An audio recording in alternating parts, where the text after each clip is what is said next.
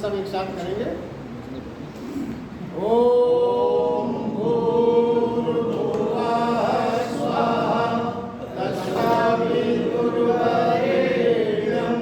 भर्गो देवस्य धीमहि धियो यो नः प्रचोदयात्।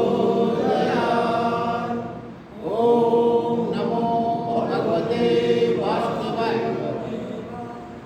सभी आत्मीय स्वजन को मेरा बहुत बहुत अभिवादन प्रणाम। जैसा कि आप जानते ही हैं, हम कर्मयोग नामक भगवद गीता के तीसरे अध्याय का विवेचन कर रहे हैं, जिसमें आज हम 22वें श्लोक के आगे का विवेचन कर रहे हैं। तो 22वें श्लोक में और 23वें श्लोक में लगातार जो अर्थ है, पहले हम उसको सुनते हैं, वो आवश्यक है सुनना, उसके बाद हम उसका विश्लेषण करेंगे। भगवान कृष्ण कहते हैं, हे अर्जुन, ध्यान से सुने आप, मुझे इन तीनों लोकों में ना तो कुछ कर्तव्य है, ना कोई भी प्राप्त करने योग्य वस्तु अप्राप्त है, तो भी मैं कर्म करता हूं।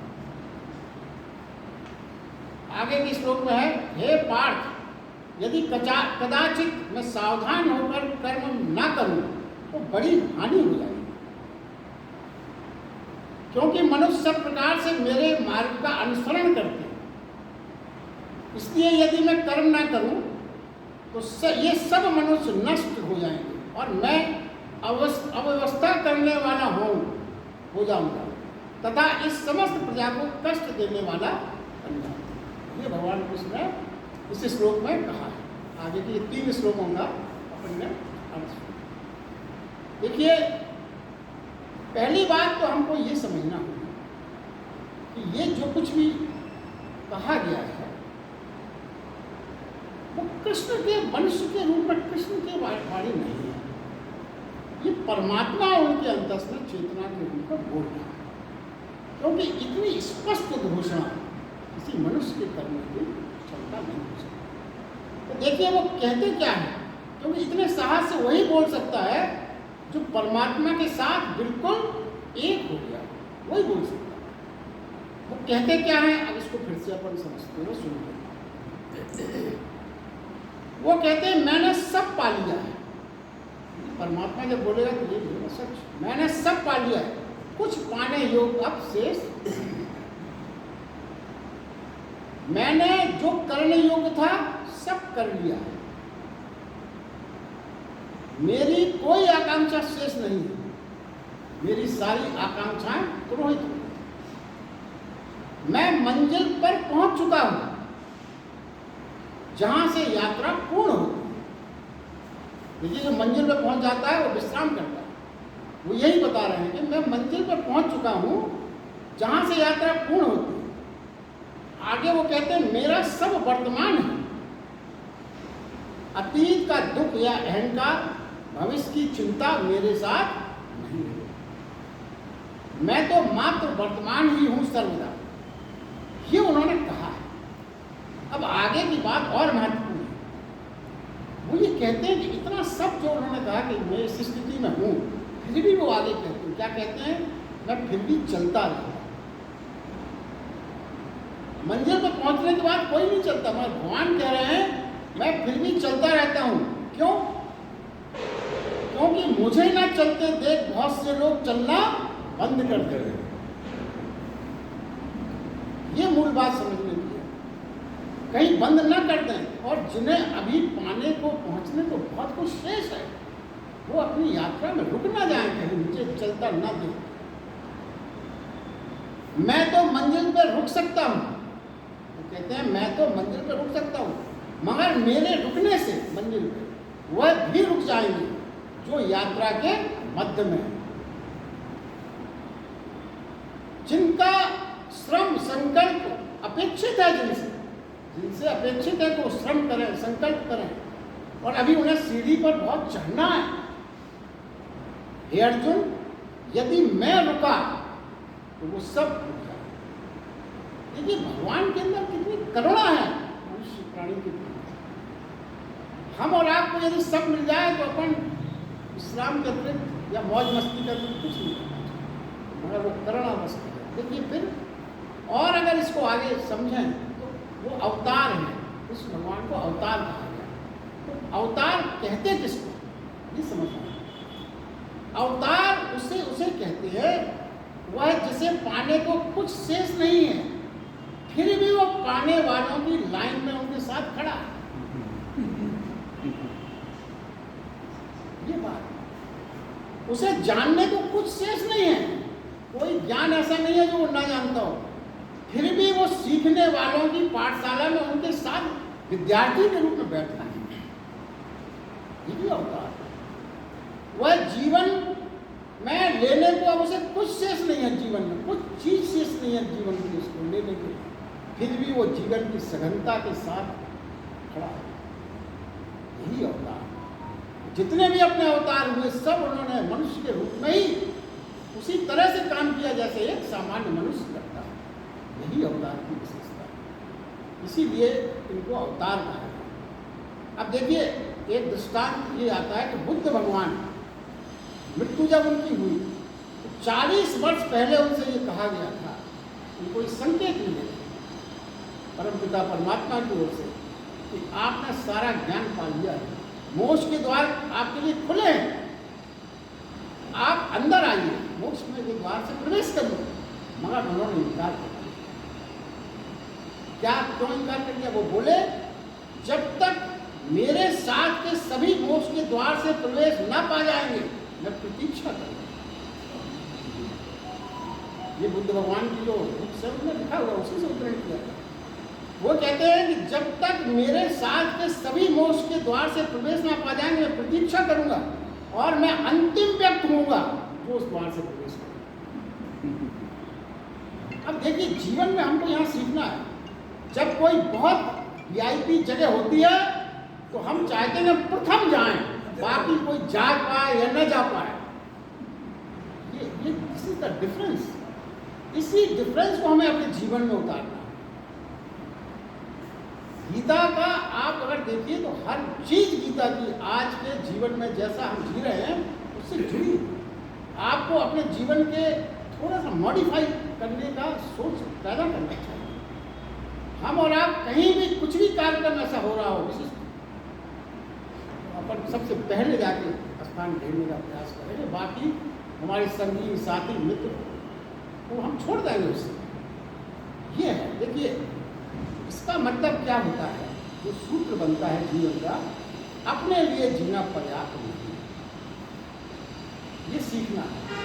अपने लिए जीना पर्याप्त नहीं है। असली कर्म तभी प्रारंभ होते हैं जब हम दूसरे के लिए जीना प्रारंभ करते हैं, तभी असली कर्म प्रारंभ है। जो सिर्फ अपने पाने को जीता है उसके लिए जीवन बोझ बन जाता है। अपने पाने इतनी सामग्री इकट्ठी कर लोगे आप कि आपके लिए जीवन बोझ बन जाएगा। इसीलिए अपनी जरूरत भर की सामग्री रखते। भगवान कृष्ण ने कहा था जिसको मैं आपको सब कुछ देता हूँ, मगर यदि आपने अपने पास रोक दिया और मेरी दी हुई उपलब्धियों को, जिसमें उन्होंने कहा था यज्ञ के प्रसाद को, इसलिए अध्याय में आया था, यदि आपने नहीं बांटा तो आप चोर हो। गीता में चोर शब्द भगवान ने कहा, उसी को वो फिर रिपीट करते हैं। इसलिए तुम्हें कोई चीजें जो उपलब्ध है बोझ ना बन जाए, इसलिए तुम बांट दो अपनी चीजें और हल्के हो जाओ। ये संदेश है। यह सारी सक्रियता, जितनी भी ये सक्रियता भगवान कह रहे हैं कृष्ण की, उस करुणा के कारण है। उनके लिए करुणा है जो मंजिल पर नहीं पहुंचते। करुणा है तो जो मंजिल पर नहीं पहुंच सकते उनके लिए करुणा है। हम और आप अपने व्यक्तिगत जीवन में झांकें, क्या ऐसी करुणा हम समाज के प्रति, अपने जो निरीह भाई बहन मित्र जो कमजोर है उनके लिए रख पाते हैं? ऐसी करुणा का संचार कहते हैं क्या है, उनके लिए ही कृष्ण श्रम कर रहे हैं। देखिए उनके लिए वो श्रम कर रहे हैं, उन्हें श्रम करने की कोई आवश्यकता नहीं, फिर भी वो उनके लिए श्रम कर रहे हैं, उनके लिए चल रहे हैं, निरंतर चल रहे हैं। अगले श्लोक में भगवान कहते हैं, हे भारत, कर्म में आसक्त हुए ज्ञानी जन, कर्म में आसक्त हुए अज्ञानी जन, कर्म में आसक्त होगा वो अज्ञानी होगा। जैसे कर्म करता है वैसे ही अनासक्त हुए विद्वान को लोक शिक्षा को चाहता है वैसे ही कर्म करे। अब देखिए कितना सामाजिक और दृष्टि से कितना महत्वपूर्ण बात है ये। इसको अगर आप समझेंगे, अपने उसका आगे विश्लेषण लेते हैं। कृष्ण भगवान क्या कहते हैं, आसक्त हुआ जैसे कर्म करता है वैसे ही। अब आसक्त हुए का आप समझ रहे हैं, बहुत दिन से चल रहा है। आसक्त हुआ क्या कर्म करेगा, धन की ओर दौड़ेगा, जहाँ उसको आकर्षण चीजों का होगा, जहाँ जहाँ उसे कोई सौंदर्य दिखेगा उसकी ओर दौड़ लगाएगा, यही उसके कर्म में आसक्त। तो वो कहते हैं अनासक्त व्यक्ति भी, अनासक्त व्यक्ति मतलब जो ना आकर्षित है ना विकर्षित है, बीच में मध्य में है। अनासक्त व्यक्ति, पहले तो उन्होंने ये कहा था आप अनासक्त हो जाओ, अब क्या कह रहे हैं, वो अनासक्त व्यक्ति भी वही कर्म करे जो आसक्त व्यक्ति करता है। ये बड़ा विचित्र लगता है सुन। अगर आपको वही कर्म कराना थे आसक्त वाले, तो अनासक्त के लिए इतनी रामायण क्यों पढ़वाई हमसे, अनासक्त हो जा। अभी पिछले श्लोकों में उन्होंने यही सब बातें की थी कि अनासक्त हो जा। अनासक्त की पूरी परिभाषा बताई गई थी कि जो बीच में ना धन से आकर्षित हो ना विरक्त हो, बीच में मतलब उसको साक्षी भाव से देखे, उसको कोई फर्क ही ना पड़े, धन का होना ना होना उसके लिए सामान्य सी बात है। अब वो कहते हैं वैसा ही काम करें, वैसे ही आचरण करें। देखिए आसक्त व्यक्ति को तो पदार्थों के प्रति, धन के प्रति, वस्तु के प्रति आकर्षण होने के कारण आसक्त व्यक्ति तो आसानी से कर्म करेगा, क्योंकि उसे पाने की लालसा है। जिस चीज को पाने की आपको लालसा होगी उसको पाने के लिए आप कर्म करेंगे, इसमें तो कोई बात नहीं। मगर अनासक्त व्यक्ति को ना आकर्षण ना विकर्षण है, दोनों से पार है, तो फिर वो कर्म करेगा कैसे। क्योंकि आकर्षण और विकर्षण जिसको होगा, जो आसक्त होगा या विरक्त होगा, वो तो कर्म निश्चित करेगा। आसक्त व्यक्ति धन की ओर दौड़ेगा, विरक्त व्यक्ति धन से परे दौड़ेगा, दौड़ेंगे दोनों। मगर अनासक्त को यदि आप कहते हैं कि बीच में रहो, तो फिर वो कर्म करेगा तो करेगा कैसे, फिर क्या करे, कैसे, क्या मतलब है इन चीज का। उत्तर क्या है, भगवान कृष्ण जो उत्तर बता रहे ये है कि अंतर कर्म में ना करें, कर्म वैसा ही करें जैसा आसक्ति व्यक्ति कर रहा है। अंतर काय में करें, अंतर आसक्ति में करें। दौड़िएगा, दौड़ वो किस लिए दौड़ रहा है, आसक्ति की, धन के प्रति आसक्ति का। वो कह रहे हैं आप भी दौड़िए उसी तरह, कर्म वही करिए दौड़ने वाला, मगर फर्क क्या हो जाएगा, आपके मन में धन के प्रति आसक्ति ना हो। अब आप देखिए, देखने में तो कर्म वही लगा, वो भी दौड़ रहा है, आप भी दौड़ रहे हैं, फर्क मगर कितना गहरा और गहीन है। भगवान कृष्ण क्या कह रहे हैं, अब कैसे होगा ये कैसे संभव है। तो वो कहते हैं ये भी संभव है। जैसे जीवन एक अभिनय के रूप में यदि आप देखते हैं, अभिनय के रूप, अभिनेता भी तो कर्म करता है। अपन ने इसके बारे में पिछले दिनों काफी डिटेल में चर्चा की है। वो भगवान कृष्ण ने कहा कि आप संसार को 100 वर्ष की चलने वाली फिल्म मानिए। जैसे आप 2.5 घंटे में पिक्चर देख के आते हैं, उसमें अभिनेता कभी बाप बन जाता है, किसी का भाई बन जाता है, कोई किसी की पत्नी बहन बनती है, और एक्टिंग उसने की, पत्नी बनने की, शादी भी हो गई, सब हो गई, शूटिंग हो गई, घर आए सब खत्म रिश्ते, ना कोई किसी की बहन है ना किसी की पत्नी, समाप्त। वो कहते हैं ये तो 3 घंटे की अब शूटिंग चलने का एक अवधि निर्धारित है, और दूसरा डायरेक्टर आपको रोल भी बता देता है। और ये जो अपने जीवन की फिल्म चल रही है, इसकी उम्र 80 साल 90 साल कुछ भी जो आप निर्धारित करें, उसके डायरेक्टर आपको ये भी नहीं बताता कि इसमें कहानी क्या है, मगर है सब फिल्म। उसी तरह से आपको लेना चाहिए, और अपन लेते भी हैं। अपने यहाँ तो अगला जन्म का माना गया, आज पत्नी को कहते वो आपकी मम्मी फला जगह पैदा हो गई, वैसे ये लोग सब अपन परिवारिक बातों को बात नहीं करते। तो वो ये कहते हैं कि इसी तरह लो आप जीवन को, तो फिर आप अनासक्त होते हुए वही कर्म कर सकते हैं। फिर तो आप अभिनय कर रहे हैं, आप रियलिटी में नहीं है। रियलिटी में ना आप किसी को पत्नी मान रहे हैं, रियलिटी में ना आपको किसी का कोई आकर्षण है। अभिनय के रूप में अगर आप जीवन जिए तो आप ये कर सकते हैं। मतलब जो पहले ये लगता है, शुरू में कहा गया कि अनासक्त अगर आप हैं तो कर्म करेंगे कैसे, तो उन्होंने इसका तरीका बताया कि अनासक्त होते भी आप आसक्त की तरह कर्म कर सकते हैं, यदि आप उस आसक्त के भाव से अपने आप को मुक्त कर सकते, उसको अभिनय मान लें तो आप कर अब देखिए रामलीला में पाठ जब आप कभी भगवान राम का जो रामलीला चलती है जो पाठ करता है तो सीता हरण हो गया तो भगवान ने अपने सबको पता है विलाप किया, पत्तों से पूछा, लोगों से पूछा, सीता को देखा। तो कभी कभी एक सज्जन बैठे हुए थे रामलीला देख रहे थे तो जो रामलीला का मैं पाठ कर रहे थे रामचंद्र जी का वो इतना जबरदस्त विलाप कर रहे थे, इतना जबरदस्त अभिनय कर रहे थे। उसने ये कहा कि मुझे तो ऐसा लगता है कि भगवान राम ने भी इतने अच्छे से विलाप नहीं किया होगा जितने अच्छे से एक्टर विलाप किया जा सकता है। क्यों किया जा सकता है? भगवान राम ने जब विलाप किया तो कोई ऑडियंस नहीं था उनके सामने, मगर जो राम का पाठ रामलीला में कर रहा है उसके सामने बहुत बड़ा ऑडियंस बैठा है, उसे उस ऑडियंस को प्रभावित करना ये हो जाता। मगर देखिए अब इसी के आगे एक चीज और होती है, गड़बड़ी कहाँ हो जाती है?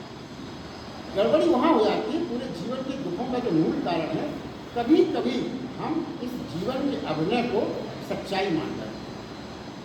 बहुत सी जगह आपने देखा होगा फिल्म देखते देखते लोग ऐसे रोने लगते हैं जैसे उनकी बहन माँ किसी की डेथ दिखाई गई, आंसुओं से तर हो जाती है। क्या है अभिनय चल रहा है? नहीं। तो ऐसे ही कभी कभी जीवन में जो अपने तनाव के कारण है वो यही है। एक जगह क्या हुआ, एक रामलीला हो गई।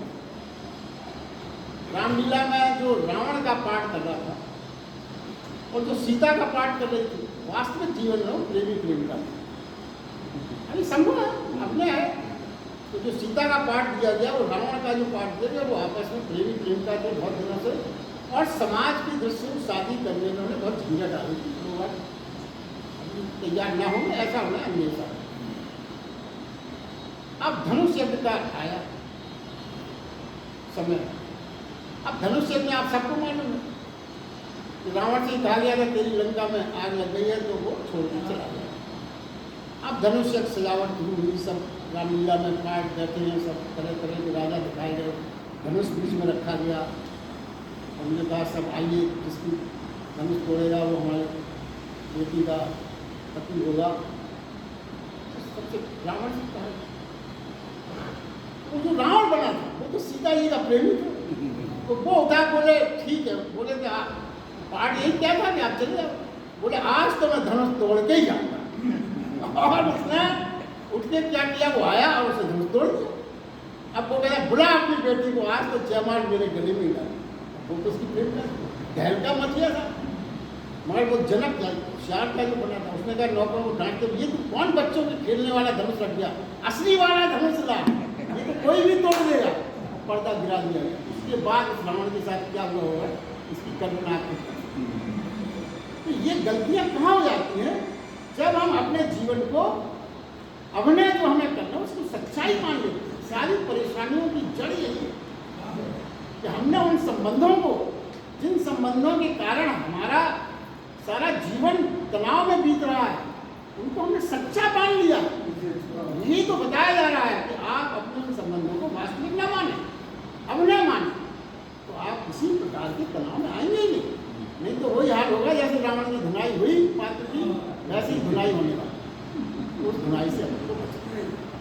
देखिए महत्वपूर्ण ये बात है, देखिए कि अर्जुन फिर ये भी कह सकता है कि ये सब आपकी बात ठीक है, मगर हम अभिनय भी क्यों करें, क्या जरूरत पड़ी हमें?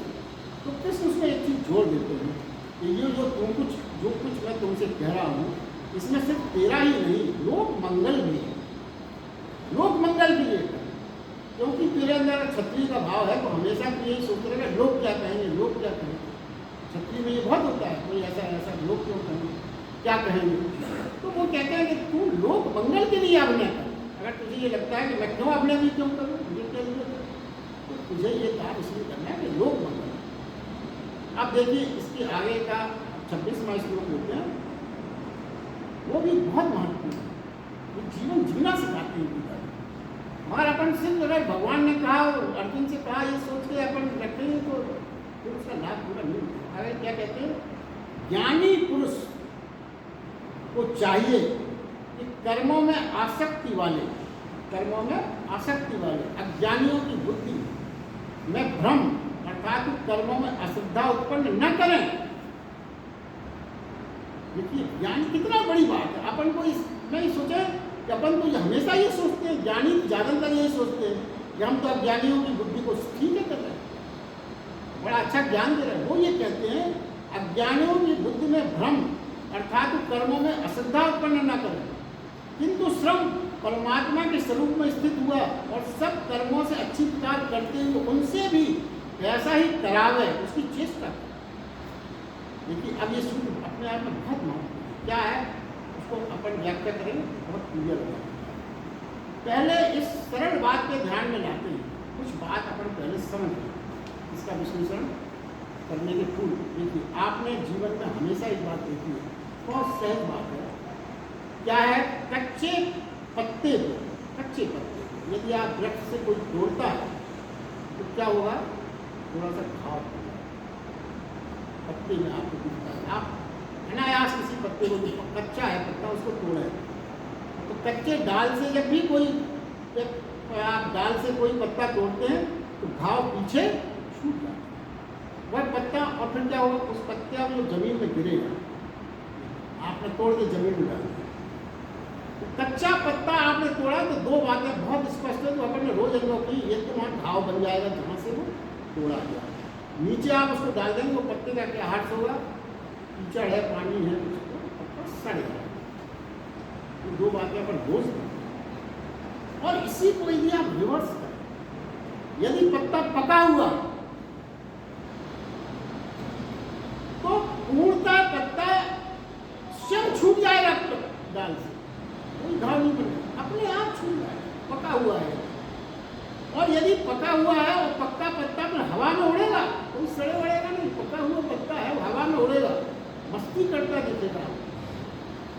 कच्चा पत्ता है जो डाल में टूटने को, कच्चा पत्ता भी डाल से टूटने को लड़ाई हो जाता है और सोचता है कि हम भी क्यों बदल रहे। देखिए फर्क क्या बता रहे हो कि अगर कच्चे पत्ते ने ये सोचा कि ये जो पत्ता है, सूखा पत्ता, ये जमीन में गिर गया है, क्या मस्ती कर रहा है, हवा जा रही है, उधर उड़ रहा है, इधर उड़ रहा है, मैं भी क्यों ना टूट जाऊं। अगर उसने नकल की कच्चे पत्ते में और यदि वो उसकी नकल करके टूटा तो उसका हासिल क्या होने वाला, एक तो घाव हो जाएगा, दूसरा वो गिरेगा, उड़ नहीं पाएगा, वो सड़ेगा। ये आप इसकी जो श्लोक कहा गया उसके विश्लेषण से पहले ये घटनाक्रम आप देखिए, सोचें, देखिए। और एक चीज दिमाग में लाइए, कच्ची लकड़ी आप फौरन डाल के तोड़ते हैं, उसको जलाइए, सूखी लकड़ी को जलाइए, कच्ची लकड़ी जलाएंगे, धुआं धुआं होगा, जलेगी नहीं ठीक से, कभी कभी वो जलेगी ही नहीं। कच्ची आप डाल से फौरन तोड़ के, और सूखी अगर आप लकड़ी है तो पेड़ से समेत टूटने देंगे। इसलिए आप देखिए यज्ञ करने वाले डाल की जो जमीन में नीचे लकड़ियां गिनी, उनका संचित किया जाता है, पेड़ से नहीं तोड़ता। ये है नियम है। तो क्या है, पक्की लकड़ी जब होती है वो धुआं नहीं देती और बहुत अच्छा प्रकाश है, बहुत अच्छी प्रकाश। ये दृष्टांत हमको दिमाग में आप रखें, फिर क्या होगा, इसी को इस श्लोक में ऐसे कहा गया, यदि ज्ञानी अपने ज्ञान के अनुसार आचरण करता है तो उसमें वो जो आचरण वो कर रहा है, बहुत तप के बाद, बहुत साधना के बाद, बहुत तपस्या के बाद वो उस आचरण पे पहुंचा। जैसे भगवान बुद्ध और महावीर ने वर्षों तपस्या की, 40-40 साल तक उन्होंने तपस्या की। जब वो इस योग हो गए तब समाज में लौटे, उनके अंदर जो चेंजेस हुए वो बहुत बड़ी तपस्या के बाद हुए। और फिर क्या हुआ, शुद्ध ज्ञान की बातें जो आप अगर उनको डायरेक्ट आपने ध्यान नहीं रखा तो अज्ञानी लोग क्या है, मात्र सुनकर वैसा ही करने का प्रयास करेंगे जैसा आचरण ज्ञानी पुरुष कर, फिर वो अपना जीवन अस्त व्यस्त करेगा, अंधकार में वो भटकेगा, ज्ञान अंधकार में भटकने का कारण ही बन जाएगा। ज्ञानी तप और साधना शुद्धा समर्पण में लंबा समय बिताए जब वो ऐसा आचरण कर पा रहा, और अज्ञानी ने ना तो कुछ साधना की ना कोई उसको आचरण की, खाली नकल करेगा तो परेशान हो जाएगा। कल अपन ने जो महावीर की कहानी सुनाई थी आपको, वो क्षत्रिय महावीर स्वामी का फॉलो करके अपना घर द्वार छोड़ जा रहे थे, उनकी क्या गति हुई, ना तो वो क्षत्रिय रह पाए ना ब्राह्मण रह पाए, अल्टीमेटली वो धन के उपासक। और एक आपको और सुनाते थे कि क्या है, एक मशीन थी मान लीजिए कारखाना, वो बंद हो गई, बहुत मूल्यवान मशीन, बड़े बड़े इंजीनियर्स बनाए। जब वो मालिक परेशान हो गया कि एक मजदूर है साहब पास के गांव में बहुत अपना जुगाड़ू टाइप का मिस्त्री है, वो इस मामले में बहुत एक्सपर्ट है, तो वो हार गए थे हर तरफ से। ठीक है उसको बुला लो भाई, कर दे तो कर दे, ठीक कर दे। वो आया और उसने मशीन का निरीक्षण किया, करीब आधा घंटे तक वो इधर उधर थोड़ा थोड़ा चेक करता, अभी हथौड़ा भर था उसके बाद कुछ नहीं। फिर 3 घंटे के बाद उसने एक जगह बहुत तेजी से हथौड़ा मारा और मशीन चल गई। तो फिर फैक्ट्री मालिक बड़ा खुश हुआ, आपकी फीस क्या देना सर? मेरा 10,000। उसने कहा कि साहब आपने एक हथौड़े को मारा है, 10,000 रुपये बहुत फीस मांग रहा है। बोले साहब 9,999 रुपये इस बात के हैं, कहाँ हथौड़ा मारना, 1 रुपया है हथौड़ा मारना। तो देखिए अगर आपने खाली ये देखा कि हथौड़ा मारने से मशीन ठीक हो गई और आप उस मशीन पर हथौड़ा चलाने लगे तो उस मशीन का क्या हाल है? क्योंकि आपने वो नहीं सीखा जो 5 घंटे उसको 9,099 रुपये जिस बात की वो फीस ले रहा है, वो ज्ञान आपको नहीं है। आपने सिर्फ क्या किया, उसके आचरण की नकल करना शुरू कर दिया। साहब हथौड़ा मारने से हो जाता है तो मशीन को थोड़ी बहुत गुंजाइश भी थी, उसका भी आप सत्यानाश कर दें। लेकिन जीवन के साथ यदि आपने बिना ज्ञान की चीज़ों को समझे खाली उसकी नकल करना शुरू कर दी ज्ञानी पुरुष, तो आपका जीवन अस्त व्यस्त है, ये बताने की बात है। तो फिर वो क्या कहते हैं कि अज्ञानी तो वैसा करेंगे क्योंकि उसकी तो इमिटेशन नकल करने की तो हमारी आदत है। तो फिर इस बात का ख्याल कौन रखते? आप अज्ञानी को नहीं मना कर सकते कि आप नकल मत करें, आप उनके ही ऐसा व्यवहार करें। किससे कहा गया है? ज्ञानी पुरुष से। ये अज्ञानियों की तो स्थिति बताई गई। अब ख्याल किसको रखना है? आप अज्ञानियों से अपेक्षा नहीं कर सकते कि आप ऐसा मत करो, वो तो तपस्या करो, आप पहले 40 साल जाते ना ना ना, समझे ही नहीं आपकी बात। तो क्या करें? जो ज्ञानी पुरुष है जिसने इतनी तपस्या के बाद, उसका फर्ज ये है कि वो अज्ञानियों के साथ वैसा ही व्यवहार, वैसे ही मिलकर रहे जैसा उनका जीवन है।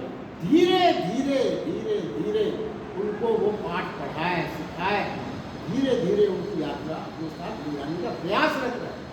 ये लंबा प्रोसीजर है, मगर वो अपनाना पड़ेगा। यदि आपने जल्दबाजी की तो इस कारण वो कहते हैं अनासक्ति व्यक्ति को भी अज्ञानियों को ध्यान में रखकर समाज में आचरण करना चाहिए। और अगर ऐसा ना हुआ तो क्या होगा? ज्ञानी व्यक्ति छोड़ के घर जाएगा तो अज्ञानी भी छोड़ के जाएगा, तो क्या होगा? ज्ञानियों को तो बहुत तपस्या होगी, क्या हो गया, मगर जो व्यक्ति बिना किसी तपस्या के छोड़ के घर जाएगा तो वो घर की जगह आश्रम बना लेगा। बात तो वही हुई ना, आप घर में रह रहे थे, वो आश्रम में रह रहे, तो ये फर्क पड़ जाता है। आपने दुकान छोड़ी, बड़ा त्याग किया, मंदिर ही को आप दुकान बना ली, कुछ ना कोई वही खाता वहीं चल रहे, कितने ट्रस्टों में कितने उसके केसेस चलते हैं। बात तो वही हुई ना दुनिया की। इस प्रकार जो सत्यों का अपने आप दुरुपयोग हो जाता है। फिर वो कहते हैं फिर ज्ञान सामान्य लोगों के लिए फिर क्या होता है? सामान्य लोगों के लिए कभी कभी जो ज्ञान फॉलोअप करने से, नकल करने से होता है, वो बड़ा अभिशाप बन जाता है उनके लिए। देखिए और एक उदाहरण है, क्या फर्क पड़ा? कहने में तो ये बात बहुत सरल लगती है। चंगेज खान ने क्या किया था? लाखों लोगों को मार दिया। उससे क्या हुआ? तमाम परिवार असहाय हो गए, असुरक्षित हो गए, क्योंकि उनके पति नहीं रहे, घर वाला नहीं रहा, मनुष्य नहीं रहे। और जब किसी महापुरुष की बुद्ध के काल में भी ये विसंगति पैदा हुई थी, लाखों लोगों ने अपने घर छोड़ दिए, तो घर वालों को तो वही परेशानी हुई जो उनके चंगेज खान के युद्ध के समय हुई थी। क्या फर्क रहा? बात समझ यहीं पर भगवान कृष्ण ने जो क्रांतिकारी बात कही है, वो अगर अपने समाज में, अपने देश में समझ ली होती तो कितनी कहते हैं कि आपको घर छोड़ने की कोई आवश्यकता नहीं, जब तक आप स्नेह स्नेह अपने अंदर उस त्याग की भावना को न रखें। खाली नकल करके अगर आपने घर छोड़ा तो आप परेशान हो जाओगे, और आप परेशान, आपको कुछ मिलेगा नहीं। परेशान का मतलब आप जिस भाव से घर छोड़ रहे हो आपको मिलने वाला नहीं है, तो घर वालों को उसी तरह परेशानी होगी जैसे चंगेज खान ने उनको मार दिया। तो धीरे धीरे ज्ञानी अज्ञानियों का रूपांतरण करें। ये ज्ञानी लोगों का ये फर्क है, उनके ऐसा रहते। और ये आप बात सच माने, अगर आप समाज में ज्ञानी पुरुष उनके ऐसा ही रहेगा तो ज़्यादा असर से काम कर सकते। वो कहते हैं धीरे धीरे ज्ञानी अज्ञानियों का रूपांतरण करने में तैयार करें, अपने ज्ञान की सुगंध को उनके जीवन में उतरने तक प्रतीक्षा करें, जिससे उनके मंगल के नाम पर उनका कहीं अमंगल न हो जाए। ऐसे दृष्टिकोण से समाज की बौद्धिक लोगों को ज्ञान है। ये अज्ञानियों को ही सब जगह ज्ञान दिया जाता है, मगर भगवान कृष्ण शायद गीता में इस श्लोक के माध्यम से उन ज्ञानियों को ज्ञान दे रहे हैं, जो ये मान के चलने लगते हैं कभी कभी कि हमको सारा ज्ञान है हमारे पास, हमें तो सबको अज्ञानियों को बांट नहीं बांटना। नहीं, उनको भी ज्ञान की आवश्यकता है जो ज्ञानी है। ये ज्ञान जो भगवान कृष्ण गीता में श्लोक के माध्यम से कहा है, बहुत रेयर चीज है, उस समाज में आपको कहीं नहीं मिलेगी इस तरह का कोई। आज के लिए मैं समझता हूँ पर्याप्त है। अगला